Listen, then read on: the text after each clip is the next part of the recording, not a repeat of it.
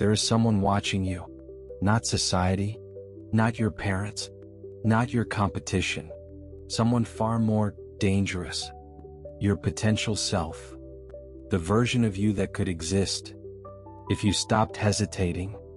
And here's the uncomfortable truth. You are not competing with other people. You are competing with who you could have become.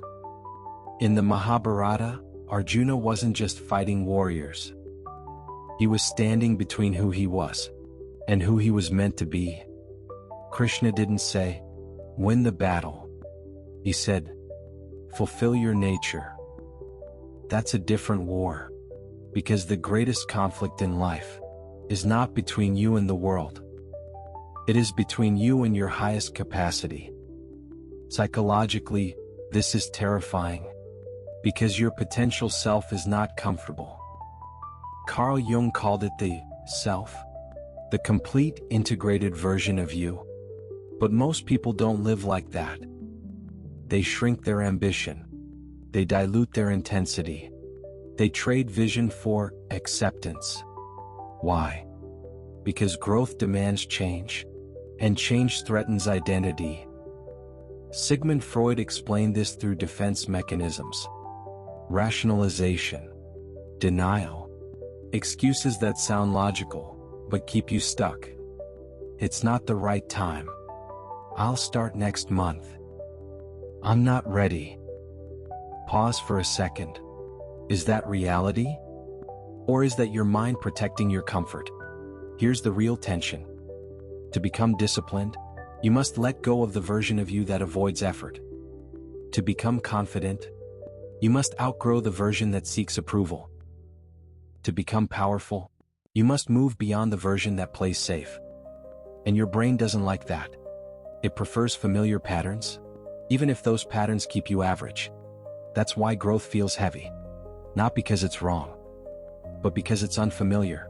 Friedrich Nietzsche said, "Become who you are." But he didn't mention how uncomfortable that is. Because becoming requires you to strip away illusions, excuses, comfort. Most people don't fail because they lack talent.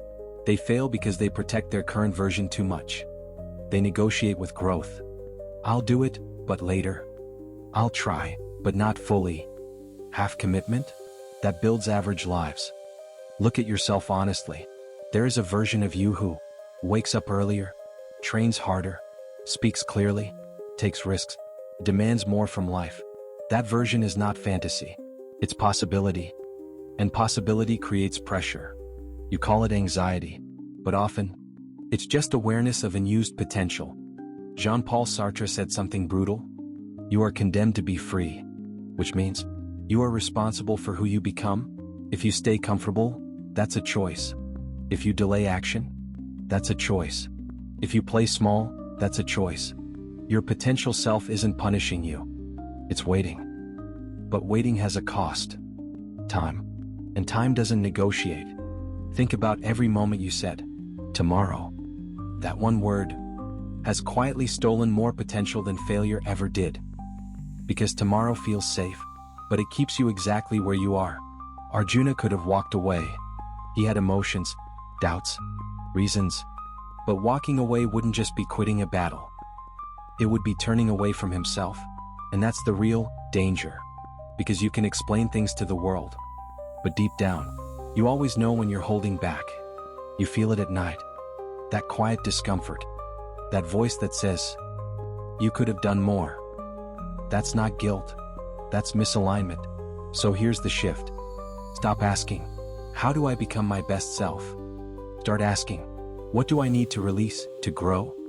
Less distraction, less excuse, less delay, more action. Because your potential isn't built in one big moment. It's built in small decisions, repeated daily, without applause, without validation, without immediate results. And one day, something changes. The gap closes. Not because you dreamed about it, but because you acted on it. Your potential self was never ahead of you. It was always within you, waiting for you to find out.